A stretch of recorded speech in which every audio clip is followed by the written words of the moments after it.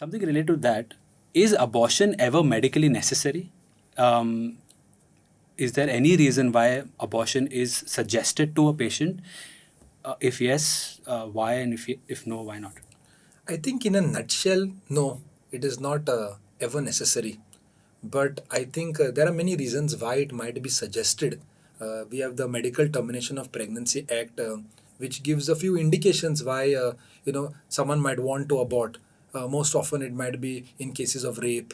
It might be if there's a deformity in the child or some anomaly in the child. And but often we see, and stats tell us that almost up to 97% of women choose to abort because they want to.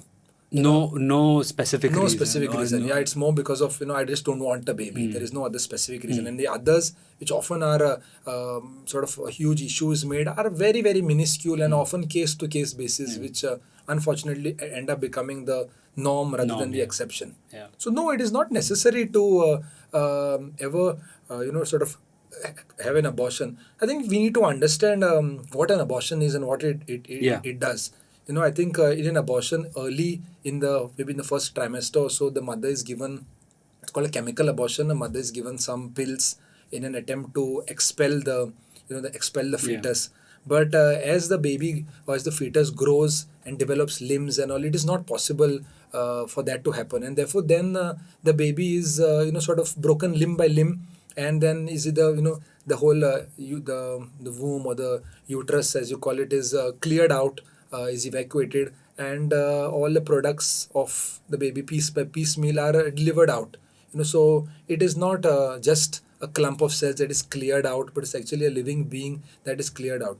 So no, it is not really necessary. But a lot of times, Basil, there is this thought that the mother's life is in danger. And we need to end the pregnancy. How we say in India, "Jaan khatre mein hai," and people who are not very well, literate, they often tend to listen to this. So the abortion is proposed as a way to, sort of save the mother's life.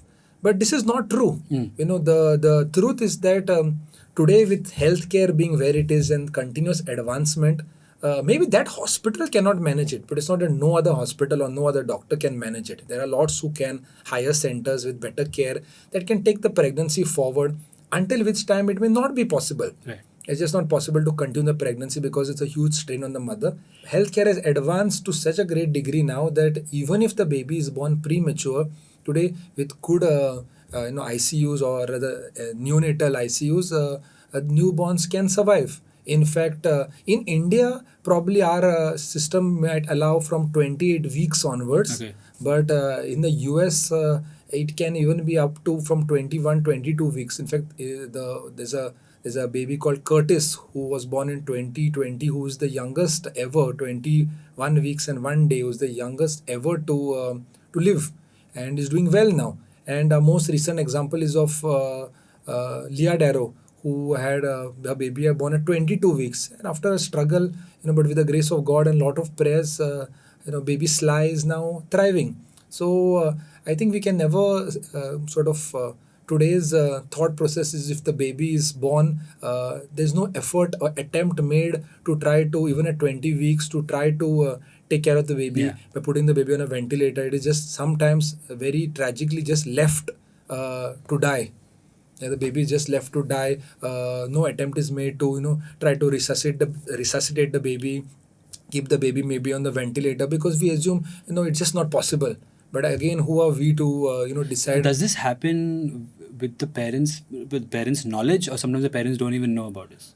I think because the parents, the mindset is that a pregnancy is for at least 36 weeks, Yeah. or maybe up to 40 weeks. So if a baby is born at 21 or 22 weeks, I think logically You would come to say, yeah. sort of think that it's not possible. hopeless, It's like, hopeless. yeah. Yeah, it's hopeless. But I think we should never lose hope, because there are lots of examples there before us. And finally, as medical professionals, it is our job to provide health care for the mother as well as for the baby. That's the oath that we take. Yeah. The Hippocratic oath is Yeah. based on that we protect life at any cost, even if a newborn, and not leave the baby. But unfortunately, abortion just sort of seeks to end the life of the fetus. At such a time, we need to deliver the baby, or we need to end the pregnancy, or medically it's called terminate the pregnancy. We don't kill the baby, we don't break the baby limb by limb, we end the pregnancy. This may be done either by delivering or inducing a delivery through So that's also called ending or terminating a yes, pregnancy. yes. That's where I think there would be like a confusion when you see the MTP, because when you say MT medical Termination of of pregnancy. Yes, I pregnancy, think as in there's a lot of names, what do you call Yeah. terminology that gets confused, Confused, in yeah. this whole Oh, process. So okay. you terminate the pregnancy, you end the pregnancy. It's Okay. completely different from conducting an abortion. Abortion. Though many try to use the word synonymously.